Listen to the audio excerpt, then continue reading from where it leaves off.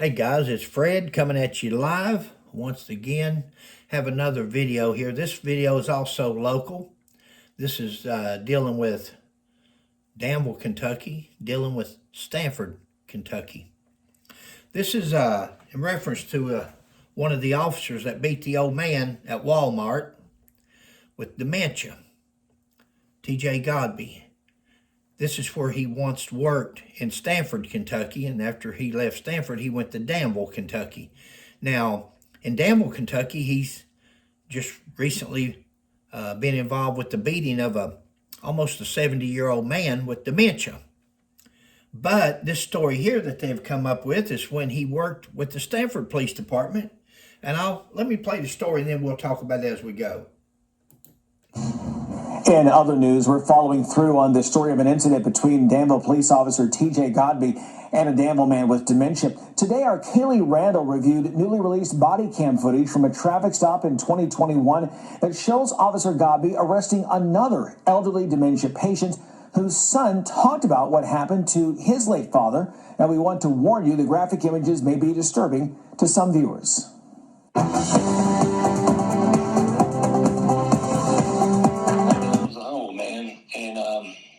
He wouldn't hurt nobody. He gave you his last $5 bill.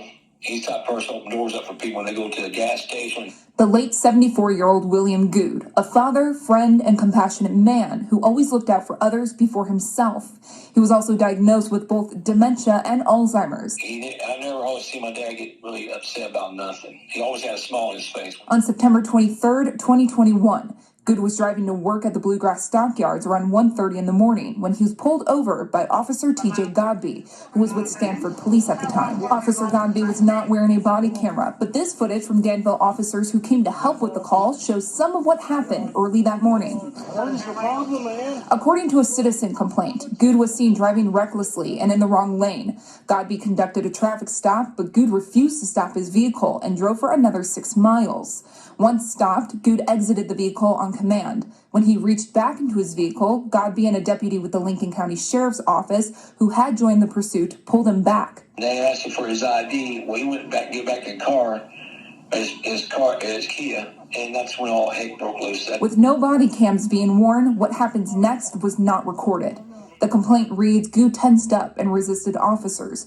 Godby delivered 2 knee strikes to Good's thigh. Okay, I'm going to stop it right here, guys, because, there's no body cams available. So what we've got to go on here is this officer's statement. And the statement is that he went back to his vehicle and he commenced striking them and kneeing them, so forth like that. Now, that's his report. It's as fair for a person not there to have a statement on this as it is for him to have one. There's no cameras. We know that in Danville, he charged a man with AI, alcohol intoxication. That was dismissed because it wasn't AI, it was actually dementia.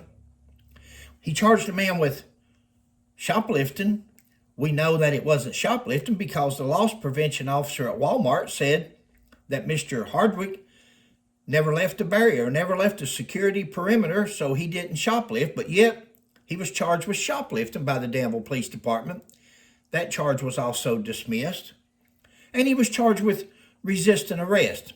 Anybody that has seen the video of Mr. Hardwick drove into the cash register with the side of his head, tripped, slammed to the floor, punched by Officer Godby and the other officers holding him down and handcuffing him. Then we know from the video that Mr. Hardwick did not resist. So we know that just because Mr. Godby put something into a report doesn't make it true. We know that because he has done this before. He filed at least three other criminal charges against a Bull County man, and they were all frivolous. They were all dismissed by the county attorney once he saw, or she, ever what it is, I don't know who the county attorney is there, saw the video. They dismissed all criminal charges against Mr. Hardwick. So when Mr. Godby writes in the Stanford Police Department report dated 9/23/21, just because he says something doesn't mean that is true. You can't always count on just because they wear a nice uniform, a nice badge, a gun, and a gun belt, that they're telling the truth. It seems like anymore it has nothing to do with the uniform and the badge. You got to look past that. You got to look at their heart. You got to look at their credentials. You got to look at their credibility, their character, their integrity, their honesty. And according to the latest report that Mr. Godby filled out on Mr. Hardwick, Mr. Godby doesn't have any of those characteristics because he put these false charges against Mr. Hardwick that was eventually dismissed. So just because he says things happened in this report doesn't necessarily mean that it happened. I'll go on. Godby and several other officers took him to the ground, and then Godby delivered one cycle from his taser and handcuffed Good. He sustained scrapes, scratches, and abrasions from the asphalt and was evaluated by the Boyle County EMS. Those are not abrasions from the asphalt on his face, in my opinion. Those are fist marks. Each one of those marks, the one above his eye, the one on each cheek, the one on his nose, those are punches. Those are blows to his face. That's what that is on an elderly dementia patient. This is elderly abuse. This is abuse of an elderly, almost 70-year-old man who was driving down the road going to work at the stockyards so he could be there the next morning to start bringing animals in, or whatever he did at the stockyards.